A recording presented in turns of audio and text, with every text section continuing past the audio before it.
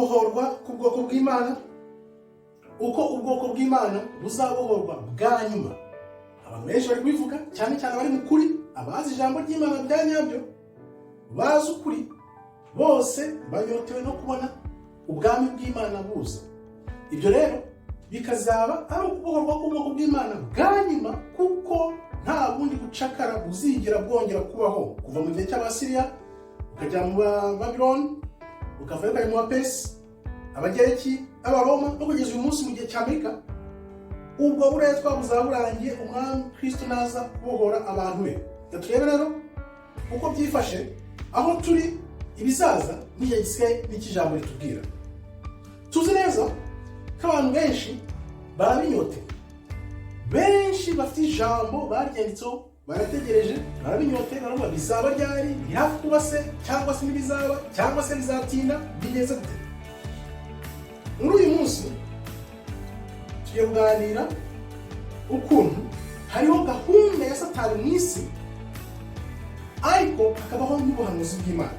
Nuko Satani afite gahunda ze agomba kurangiza agasoza uko abyibwira, ariko ubuhanuzi bw'Imana bwanditswe imyaka ibihumbi n'ibihumbi burahari kandi nabwo bugomba gusoza.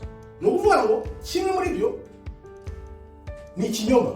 Ubuhanuzi bw'Imana bwanditswe imyaka ibihumbi n'ibihumbi ntibushobora kuba ikinyoma, ahubwo Satani ufite ikinyoma kizagwa hasi kigasenyuka n'ibyacyo byose, kuko kidashobora gutsinda ukuri kwanditswe n'Imana imyaka ibihumbi n'ibihumbi.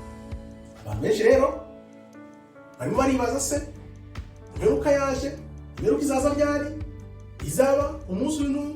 Ariko njyewe ku bwanjye ntabwo najyaho ngo mvuge ngo umunsi w'imperuka n'uyu n'uyu, kuko byanditse ntituzi umunsi n'isaha. Niyo mpamvu tugomba guhora twiteguye, aho guhora tuvuga tuti ni uyu munsi cyangwa n'ejo, kuko ntawe ubizi.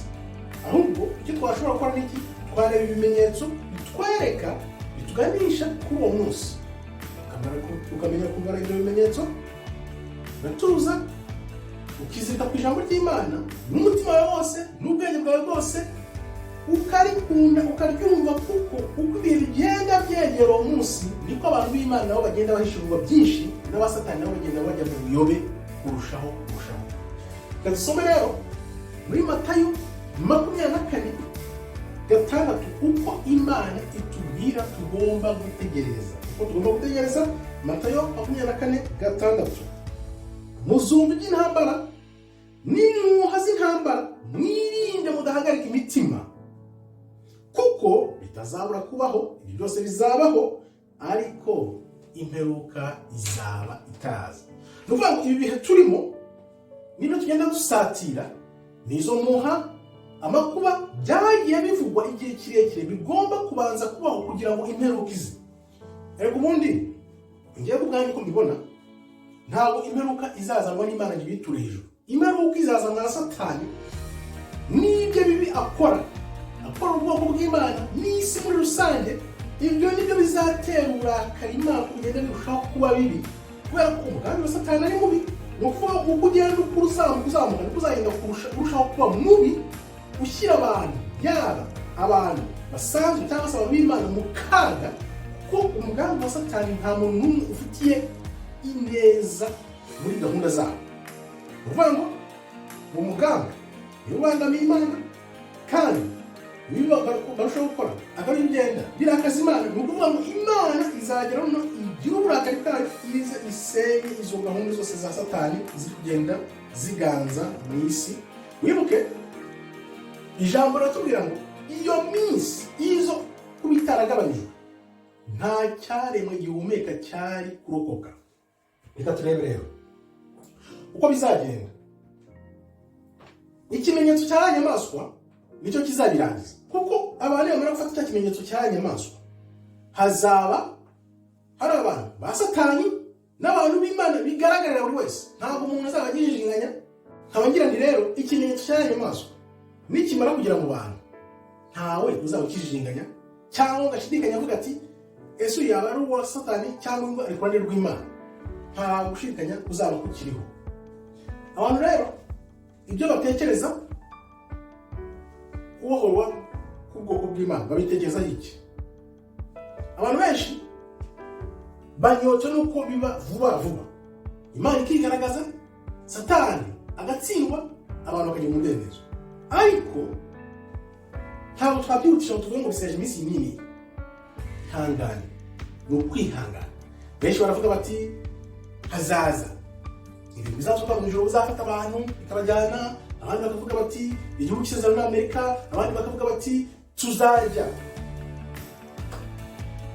mu ishyamba cyangwa se ahantu Imana izatujyana tutazi, tubeyo tugumeyo kugeza igihe birangiye. Buri wese aravuga ati bizagenda gutya.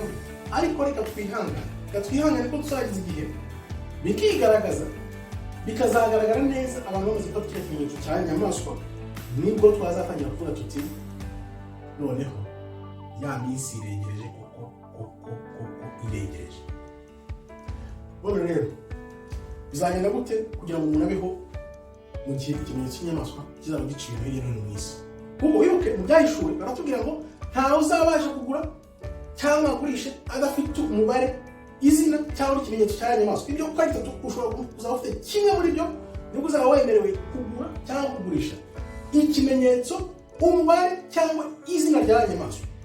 Utabifite ni ukuvuga ngo hazaba ako kaga gahebuje, ariko Imana iravuga ngo abanjye nzabarengera.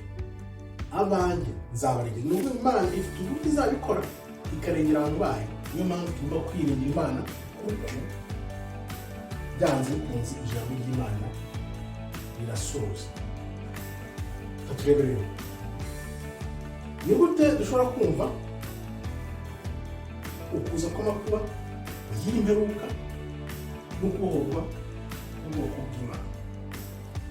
Ugomba kubyumva, ugomba gusoma ijambo ukarebamo, ugashakisha ukuri, kuko igihe cyo gukanguka cy'ububyutse cyaraje. Bivuze iki? Bivuze ko Imana yarasezeranyije, iravuga iti icyo gihe nikigera nzakangura ubwoko bwanjye bw'umwuka wanjye, noneho bunkorere koko bigaragare. Icyo gihe kizaba gisatira igihe cya ya mperuka, igihe cya ya makuba. Ni ukuvuga ngo rero kugira ngo ubyumve neza nuko ugomba gukora mu ijambo ukaryisomera wewe ubwawe, atari ibyo wumvise. Ibyo wumvise ugomba kubigenderaho, ugafata ijambo ukarisoma ubwawe, ukareba ko ibyo bintu wumvise koko ari ukuri ukurikije ijambo ry'Imana. Kandi byinshi mu byo utabwiwe, kuko iyo umuntu agusomeye ijambo avanamo ibyo yumva cyangwa ibyo yabonye, ibisigaye nde byisomera ubwawe. Niko usoma ijambo kugira ngo uryumve, noneho ibyo bihe nibiba kubera ko uzabujije uzi ijambo, icyo gihe uzabimenya. Atureberere bizagenda gute kugira ngo abantu bafite ikimenyetso, umubare cyangwa izina rya nyamaswa? Uko bizagenda nta kundi, Satani akoresha uburiganya. Azakoresha uburiganya nk'uko byagenze muri 2019 abantu birukangira ibintu, uko byagenze 2019 abantu birukangira ibintu batazi, niko no ku kimenyetso n'umubare n'izina rya nyamaswa bizagenda.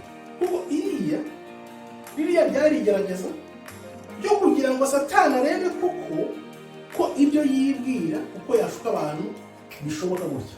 Satani yabigezeho kuko yarashunguye kuza urushundura rukwira bose, rufata bose, usibye abari mu kuri babimenye bakabireba, babimenye imbere imyaka 15 bitari byaranaga. Abo nibo babimenye mbere igihe, kandi no kuza ku kimenyetso n'umubare n'izina bya nyamaswa kugira ngo bijye mu bantu ari byo ngo biri gukora.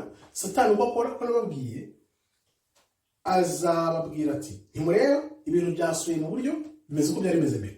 Noneho abantu yego bazabyizera imyaka 2-3, nibamara kubyizera noneho bibagirwa. Nibamara kwibagirwa nibwo Satani azakizana cya kimenyetso n'umubare n'izina bye abikwize mu bantu none, kuko hashize igihe kirekire ibyo abantu babonye wenda bavuga bati birako byabaye, reka nibi tugende tuva. Ariko abenshi nzi neza ko harimo abamaze gukanguka bareba bavuga bati bino bintu harimo ikintu kigihishe inyuma. Abo rero nkababwira ni muze mugakiza, muze mu ijambo, mureke ubuyobe, maze muzakize ubugingo bwanyu, kuko uzafata kiriya kimenyetso n'umubare n'izina ry'inyamaswa bimaze kugaragara wese bizaba birangiye.